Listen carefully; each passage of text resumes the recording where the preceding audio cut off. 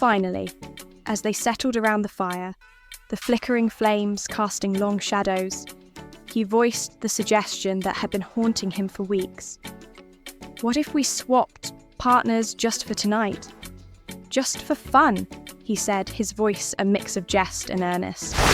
In the village of Mwanga, under a sky tinged with the last colours of the sunset, two couples, Obinna and Nia, along with their lifelong friends Chike and Ada, gathered for an evening that promised laughter and camaraderie.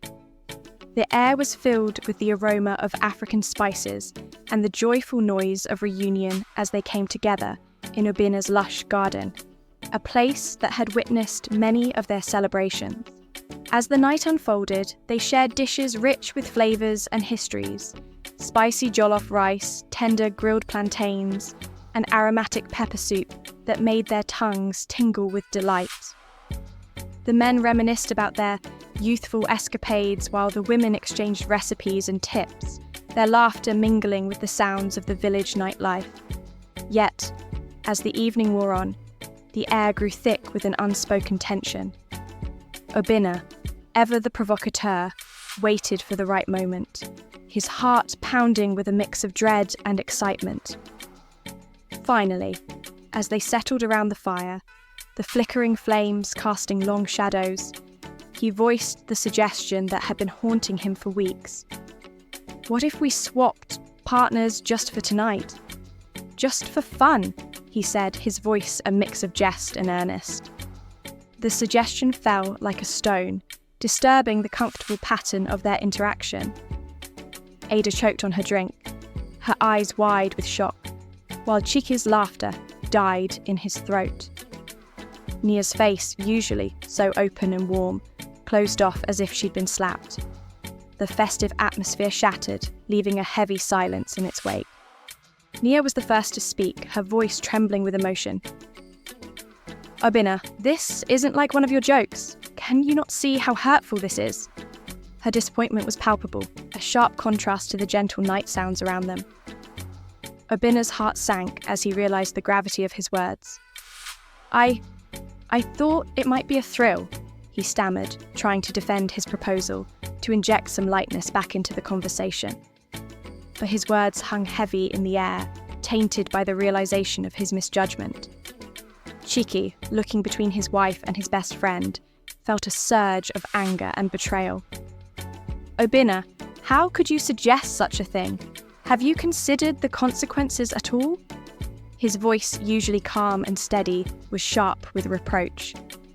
Ada, still in shock, remained silent, her mind racing with the implications of the suggestion. The trust and intimacy they had all shared for years seemed to be teetering on the edge of a precipice. The rest of the evening passed in a haze of awkward conversations and forced laughter, the initial warmth replaced by a cold distance. As they parted ways, each couple was lost in their own turmoil, the night's suggestion echoing ominously in their minds. Back in their respective homes, the conversations continued, but the tone had shifted dramatically. Nia confronted Obinna, her eyes brimming with tears. How could you consider such a thing?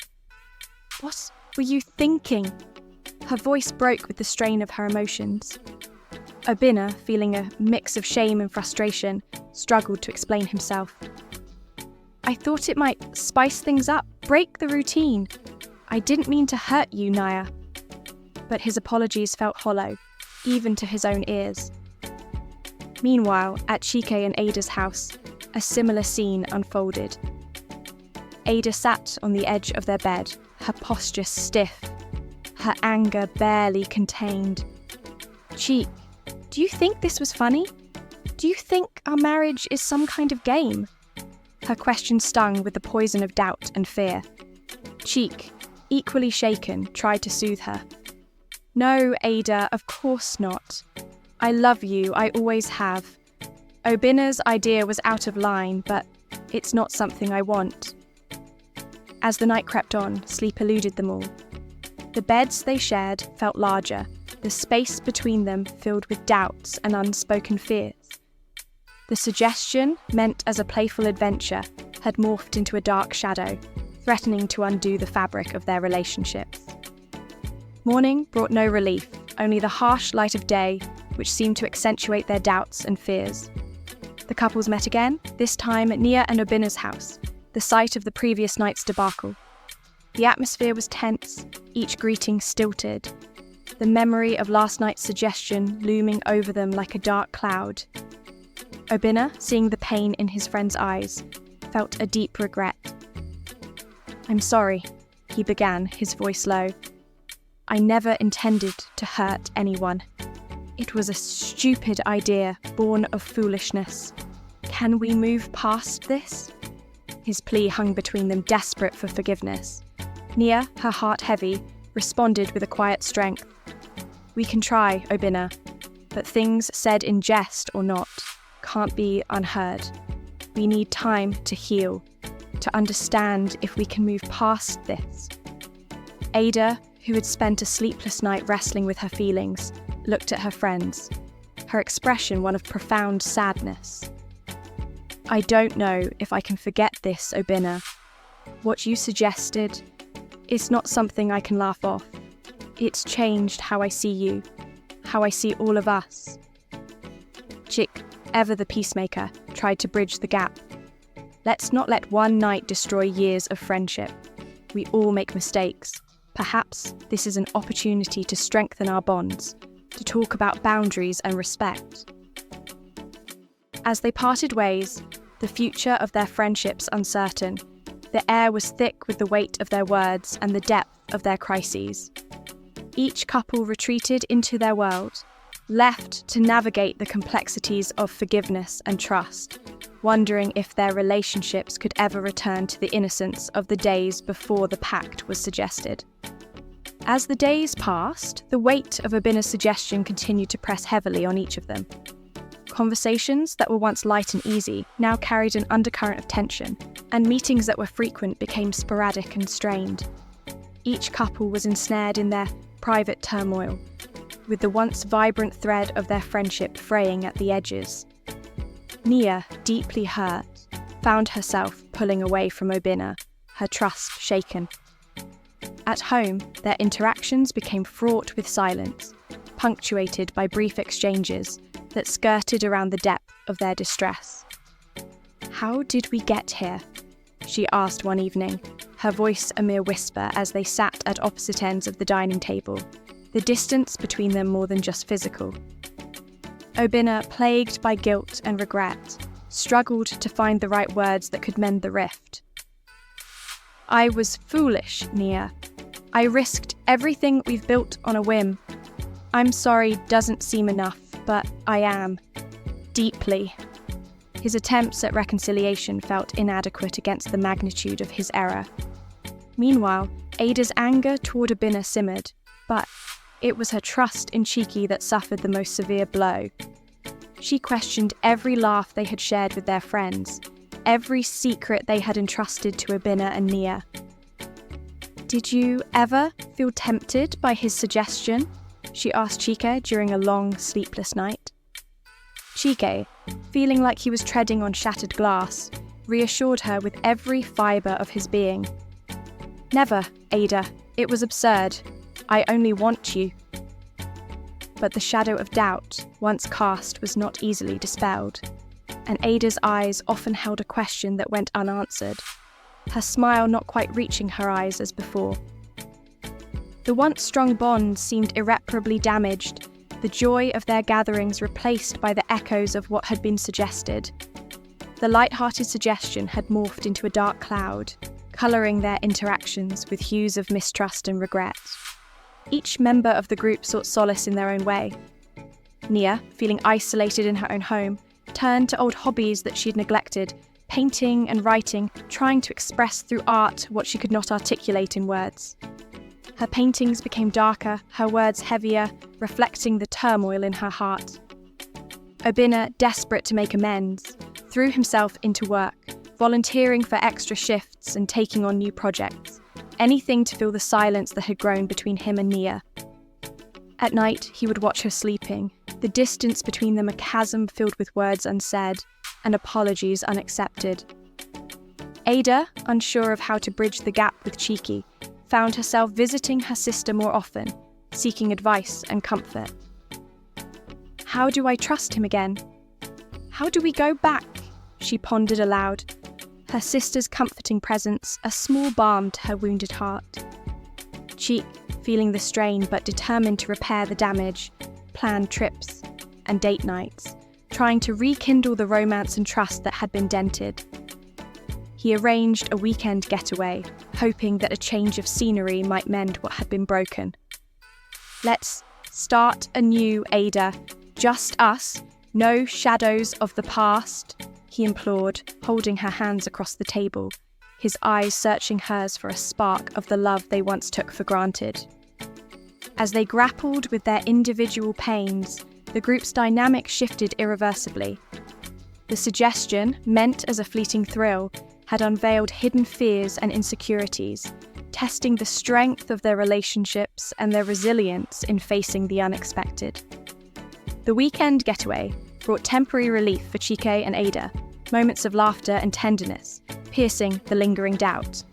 But the true test came when they returned to Mwanga and decided to meet with Obinna and Nia again. The meeting was tense, each greeting measured, the air thick with the unspoken. They gathered at the same spot in Obinna's garden where the fateful suggestion had been made, now under the stark light of day rather than the deceptive glow of firelight. As they sat, the conversation was hesitant, the laughter forced, the ease they once enjoyed lost in the shadows of that night. Obinna, looking at his friends, gathered his courage. "I've destroyed something precious," he admitted, his voice thick with emotion. "I don't know if we can ever find our way back, but I am willing to do whatever it takes." Nia, her face etched with the pain of the past days, nodded slowly. "Maybe we can't go back," she said softly, "but perhaps we can build something new, something honest, built on the lessons we've learned." Ada, who had been silent, finally spoke, her words cutting through the muggy air. "It's not just about building a new Obinna, it's about understanding why. Why did you bring this upon us? What were we lacking?" Her question was not just for Obinna but for all of them, a challenge to confront the deeper issues that had led to this point. The conversation that followed was raw and emotional, each confessing their fears, their disappointments, and their desires for the future. It was a painful process, dredging up emotions long buried and truths seldom acknowledged. As the sun set on Mwanga once again, the shadows lengthening around them, the four friends faced an uncertain future. The path forward was unclear, the damage perhaps too deep for simple apologies to heal. But in their shared vulnerability, there was a glimmer of hope, a chance that through the brokenness, a new, stronger foundation could be built. In the days that followed their fraught meeting, each couple retreated into their private worlds, digesting the raw truths that had surfaced. The air was thick with the aftermath of their confessions, and the silence that hung between them was filled with both despair and a tentative hope for reconciliation. Obinna, grappling with the hurt he had inflicted, realised that his actions stemmed from a deep-seated restlessness within himself. He began to seek therapy, a step towards understanding his motivations and healing the fractures in his marriage. In these sessions, he uncovered layers of dissatisfaction with his own life choices, which had nothing to do with Nia, but had seeped into their life together. "I wanted excitement, a break from the monotony, but I risked everything for it," he confessed during one session, the weight of his realisation evident in his tone. Nia, on her part, sought solace in spiritual gatherings, finding comfort in the communal expressions of faith and hope. It was during these moments of quiet reflection that she began to see the possibility of forgiveness, not just for Obinna but for herself, for allowing her happiness to depend so heavily on another person's actions. Ada, still reeling from the shock and hurt, found a different kind of therapy in writing. She started a journal, pouring her feelings onto the page, transforming her confusion and anger into words that often surprised her with their intensity. Why did this idea shatter me so? What insecurities lay in my own heart? She wrote one night, her candle flickering as she confronted her vulnerabilities. Chike, determined to mend the threads of their bond, continued to create spaces for Ada and him to reconnect. He organised small, intimate moments for them, quiet dinners at home, walks in the local park, and evenings spent under the stars. It was during these times that they slowly began to rebuild their trust, speaking less about the past and more about their dreams and hopes for the future. As the season changed, so did the dynamics within the group. Their meetings became less frequent but more meaningful, each encounter approached with a mix of caution and a deeper desire to understand each other. They chose neutral grounds for their gatherings, places without the memories of past gatherings hanging over them. One crisp evening, they met at a local cafe, a place none of them had been to before, a symbolic fresh start. As they sat sipping their coffee, the conversation slowly steered towards the changes they had each been making. Obinna shared his insights from therapy, his voice steady but still tinged with regret. I've been learning a lot about myself, the good and the bad. It's painful, but necessary. I hope you can all see the changes, not just hear about them. Nia, holding his hand, nodded. I see them, Obinna, and I'm making my own changes too. Maybe this is our way forward, growing individually and together. Ada listened, her eyes reflecting a mix of skepticism and hope. It's a process, isn't it? We're all a bit broken from what happened, but maybe we're also stronger in the broken places. Her words, inspired by her readings, resonated with everyone. Cheek, always the optimist, added, We've all been through a storm, but here we are, still standing, still together. That counts for something. Months passed, and the four friends found themselves at a crossroads. The pain of the past had not disappeared, but it had transformed into something else, a cautious but genuine attempt at healing and understanding. They had all changed, grown, and learned from the ordeal, and now they stood together, stronger and more aware of their own faults and virtues. On the anniversary of that fateful night, they gathered once again in Obinna's garden, not to reopen old wounds, but to celebrate their journey through the darkness. They lit a bonfire, the flames casting a warm glow on their faces, symbolising the light they had managed to find in the shadow of their trials. As they watched the fire, Obinna stood up, raising his glass in a toast. To shadows and light, to pain and healing, and to friendship that endures through it all. We are broken, yes, but also rebuilt. Here's to us, to our future. They clinked glasses, each face illuminated by the firelight and the unspoken acknowledgement of their journey. The night was filled with music, laughter, and stories. Not just of the past, but of the future they hoped to build together. Though the suggestion had once threatened to tear them apart, it had also forced them to confront the depths of their relationships and themselves. They realised that no friendship, no marriage is without its tests, but the true strength lies in how those tests are met and overcome. In the warmth of the fire and under the vast star-filled sky, they found not just forgiveness, but a renewed love and respect for each other. They had emerged from their trials, not unscathed, but undeniably stronger. Their bonds deepened by adversity, and their hearts open to the lessons of the past, ready to face the challenges and joys that lay ahead. As the season shifted, so did the lives of Obinna, Nia, Ada, and Chike. With the bonds of their friendship reaffirmed, they discovered a renewed vigour to explore life's possibilities, both together and individually. Each found new paths to pursue, using their recent trials as catalysts for growth and change. Obinna, having gained insights from his therapy, decided to channel his need for excitement into creative endeavours. He began to write a book about his experiences, hoping to help others navigate the complexities of marital life and friendship. His evenings were often spent discussing chapters with Nia, who provided her perspectives, turning a once painful memory into a shared project that brought them closer. Nia, inspired by her spiritual journey, started to host community gatherings in their home, offering a space for open dialogue about relationships and personal growth.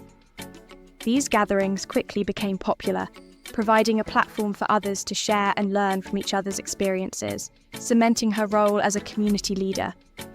Ada, through her writing, found a passion for storytelling and decided to take a course in creative writing. Her journal entries evolved into a collection of short stories about love, trust, and forgiveness. She began to submit her work to local publications, receiving positive feedback that bolstered her confidence and helped her heal further. Chi, witnessing the changes in his friends and feeling inspired by their resilience, took up a new hobby in woodworking. He found solace in the precise physical nature of crafting furniture, a metaphor for building and reconstructing the tangible aspects of life. His pieces, often gifted to friends and family, were imbued with the love and care he took in their creation. Obinna, whose book about navigating the complexities of relationships was nearing completion, shared his thoughts with the group. Writing this book made me confront some uncomfortable truths about myself, but it also helped me rediscover my passion and purpose, he explained, a look of contentment crossing his face. Naya, who had successfully launched a series of community healing circles, added, "These gatherings have shown me the power of sharing our stories. It's not just about healing ourselves, but about helping others find their path to recovery." Ada, standing beside her framed story on the gallery wall, felt a surge of pride. Seeing my words, my feelings, framed and recognised, it's surreal. It shows that even our deepest pains can transform into something beautiful and resonant. Chi, whose woodworking had become more than just a hobby, reflected on his craft. Each piece of wood I shape tells a story, much like our lives. It's about finding the beauty in the flaws, the strength in the breaks.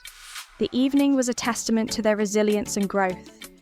As they engaged with other attendees, sharing insights and drawing lessons from their experiences, they felt a profound sense of accomplishment and renewal. Later, as they gathered for a quiet moment away from the crowd, the group reflected on the moral of their journey. Obinna raised his glass to make a toast, to the strength found in vulnerability, to the beauty in healing, and to the bonds that grow stronger through adversity. They all nodded, each feeling the weight and truth of his words. Nia added, "Our story shows that it's not the mistakes themselves, but how we respond to them that defines us. We've learned that forgiveness is a gift, not just to the recipient, but to the giver." Chaik, looking around at his friends, concluded, "And let's not forget the power of support.